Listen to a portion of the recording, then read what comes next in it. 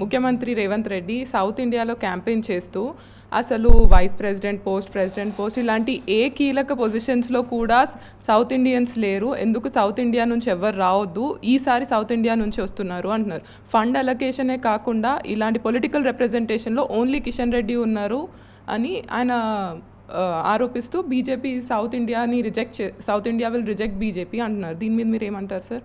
So Revanth Reddy గారు కొంచెం చరిత్రను కొద్దిగా వెనుక పోయి చూస్తే మంచిగా ఉంటుందని చెప్పదలుచుకున్నాను నేను. కాంగ్రెస్ పార్టీ సౌత్ ఇండియాకి ఎవరైనా ప్రధానమంత్రిని చేసిందా?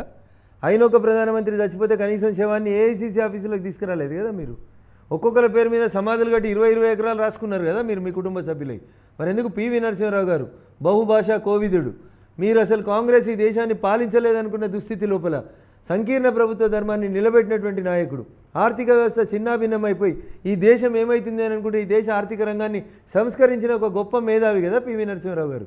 రేవంత్ రెడ్డి యాదికి లేదు, అచ్చా అప్పుడు తెలుగుదేశంలో ఉన్నాడు కాబట్టి మర్చిపోయినట్టున్నాడు రేవంత్ అన్న. అడుగు ఒకసారి, పోనీ తెలంగాణలో 1 ఎకరం ఇచ్చిరా ఆయనకి? ఏడిచ్చిరు రేవంత్ రెడ్డి కాంగ్రెస్ పార్టీ? ఏం గుర్తించింది రేవంత్ రెడ్డి గారు? మీ కాంగ్రెస్ పార్టీ పివి నరసింహారావు గారు అనే దక్షిణ భారతదేశంకి వెళ్ళిపోయిన ఒక నాయకుడు ఈ దేశానికి ప్రధానమంత్రి అయితే ఢిల్లీలో కనీసం శవాన్ని కాల్చడానికి జాగి అని కాంగ్రెస్ పార్టీని రిప్రజెంట్ చేస్తున్న రేవంత్ రెడ్డి కూడా ఉత్తర భారతదేశం దక్షిణ భారతదేశం అని మాట్లాడతాడా? నిన్నటిదాకా ఈ దేశానికి ఉపరాష్ట్రపతి ఎవరు? వెంకయ్యనాయుడు గారు. దక్షిణ భారతం కాదా? ఇలా ఈ దేశానికి రాష్ట్రపతి ఎవరు? దక్షిణ భారతానికి ఆనుకున్నటువంటి ఒడిశాకి వెళ్ళి వచ్చింది కదా, వారు కాదా? ఎందుకు రాజకీయ అవసరాల కోసం ఏది పడితే అది మాట్లాడతారు? తప్పుడు మాటలు ఎక్కువ మాట్లాడుతుంది కాంగ్రెస్ పార్టీ. కాంగ్రెస్ అన్ని హామీలే, మా అన్ని గ్యారంటీలు. హామీకి గ్యారంటీకి మధ్యలో తేడా ఉంటుంది.